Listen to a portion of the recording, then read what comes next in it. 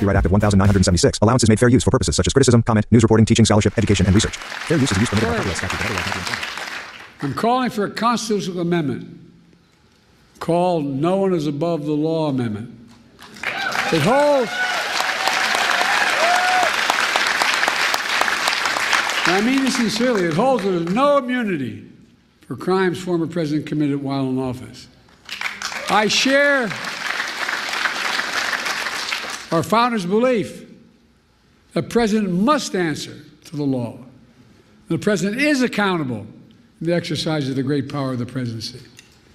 We're in of laws and dictators.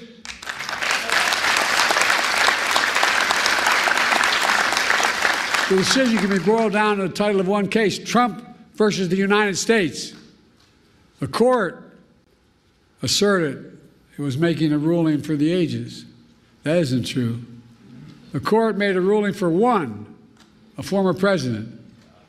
No other president in our history has asked for this kind of immunity for criminal actions. And no president, no former president, not me, not one,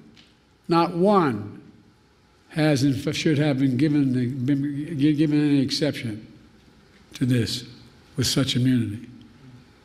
The second thing I'm asking for, we've had term limits for presidents of the United States for nearly 75 years after the Truman administration. And I believe we should have term limits for Supreme Court justices of the United States as well.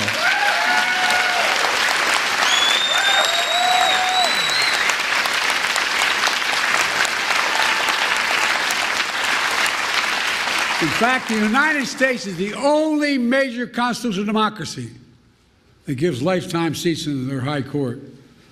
Term limits would help ensure that the court membership changes with some regularity. That would make timing for the court's nomination more predictable and less arbitrary. It would reduce the chance that any single presidency imposes undue influence in generations to come. The bipartisan commission I convened analyzed various term limit structures. Based on their report, I believe the best structure is the 18-year term limit.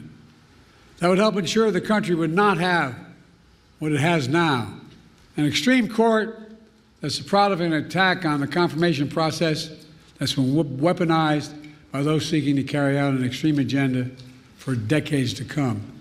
By the way, these guys mean it. These guys mean it. Project 2025 is real. They mean it. Third, I'm calling for a binding code of conduct for the Supreme Court.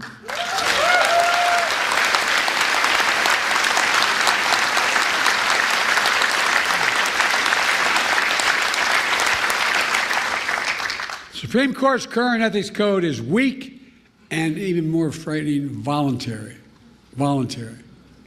Any code of Congress must be enforceable.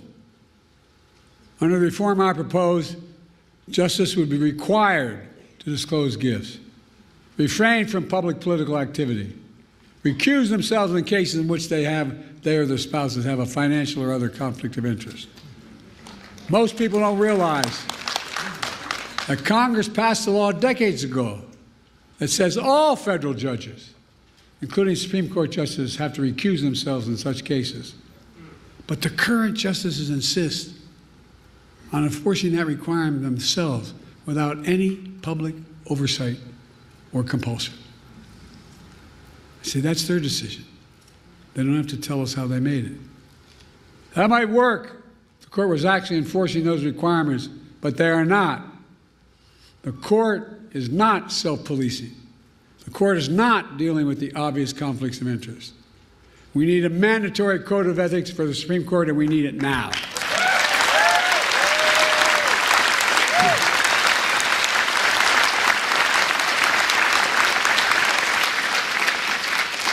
My fellow Americans, based on all my experience, I'm certain we need these reforms.